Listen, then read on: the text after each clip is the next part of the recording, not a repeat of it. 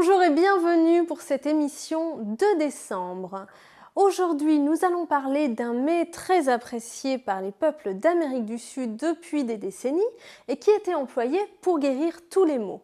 Je vais vous parler aujourd'hui du cacao cru et nous allons apprendre ensemble, comme promis, à faire des bouchées pour Noël. Ce n'est pas pour rien que le cacao est autant plébiscité par notre société. On l'emploie même parfois en cosmétique pour des masques pour le visage. Alors sachez que le cacao est très riche en flavonoïdes. Les flavonoïdes, c'est quoi? Ce sont des antioxydants. Pour information, le cacao cru est 2 fois plus riche en antioxydants que le vin rouge et 3 fois plus que le thé vert. À quoi nous servent ces flavonoïdes? Eh bien, elles réduisent le risque cardiovasculaire et régulent le flux sanguin et cérébral. Elles ont une fonction vasodilatatrice. De plus, le cacao est réputé pour réduire le mauvais cholestérol, le LDL. On dit aussi que certaines de ses propriétés permettraient de lutter contre certains cancers. Le cacao cru est également source de magnésium.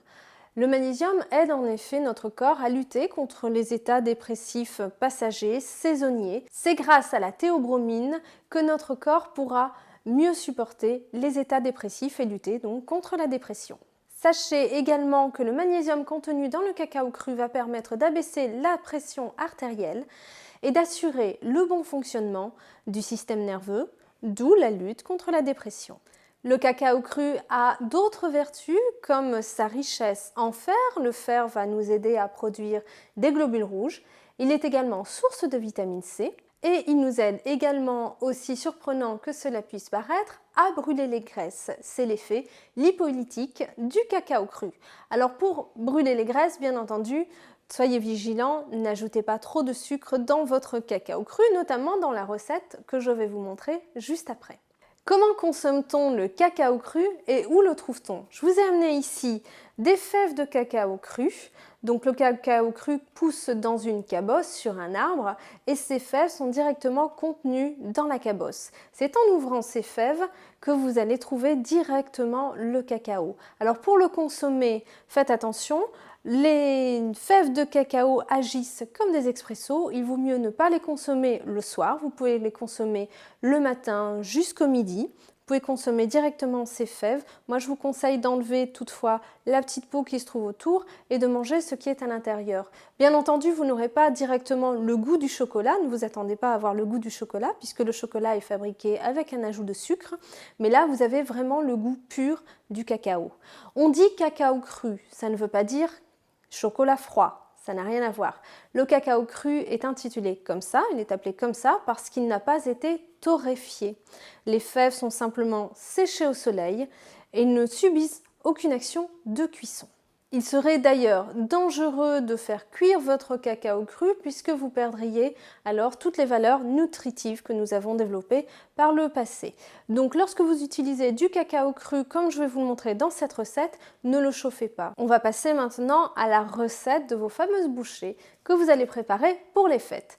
Alors pour ce faire, on utilisera du cacao en poudre comme ceci. Donc ce sont des sachets de 200 g. Pour la recette que je vous propose, on utilisera la moitié du paquet, soit 100 g. Vous aurez vos 100 g de cacao. Vous voyez que ça ressemble vraiment à du chocolat en poudre. À ce cacao, vous allez ajouter 2 cuillères à soupe de miel liquide. On en parlait le mois dernier, si vous vous souvenez bien, des vertus du miel. Alors toujours consommer votre miel bio, bien entendu. Vous savez à quel point c'est important. Et au miel, nous ajouterons 2 cuillères à soupe d'huile de coco. Toujours notre huile de coco qui nous sert autant en cuisson qu'en cosmétique et qui est bénéfique toujours pour le corps. Vous allez mélanger cette préparation jusqu'à obtenir une pâte. Alors vous verrez que les ingrédients vont former une sorte de pâte. C'est extrêmement simple à faire. Alors le miel ici dans cette préparation est fait pour couper un petit peu l'amertume du cacao cru puisque comme je vous l'ai dit, vous n'aurez pas la saveur du chocolat mais du vrai cacao. Donc le miel va nous permettre d'atténuer un petit peu cette amertume. Une fois que vous avez une pâte assez homogène mais que vous pouvez quand même travailler. On va en faire des bouchées. Alors maintenant qu'on a obtenu une pâte que l'on peut travailler, à l'aide d'une petite cuillère, vous allez pouvoir former vos petites bouchées. Vous les déposez sur un papier sulfurisé. Alors faites-les assez petites parce que comme c'est quelque chose de très très fort, il est évident que vous allez en consommer une ou deux, mais pas plus. Vous pouvez leur donner la forme que vous souhaitez, plus ou moins grosse. Et vous pouvez aussi les mettre dans des bacs à glaçons ou dans des bacs qui sont dédiés pour faire des chocolats par exemple, ce qui vous permettra d'avoir vos propres chocolats pour Noël. Lorsque vous aurez déposé tout le contenu de votre pâte sur un papier sulfurisé, vous pouvez mettre ce papier au réfrigérateur. Au bout de quelques heures, l'huile de coco qui est dans la recette va se solidifier car elle ne reste liquide qu'au-delà de 26 degrés. Et c'est là que vous allez pouvoir étonner vos invités en sortant vos chocolats faits maison.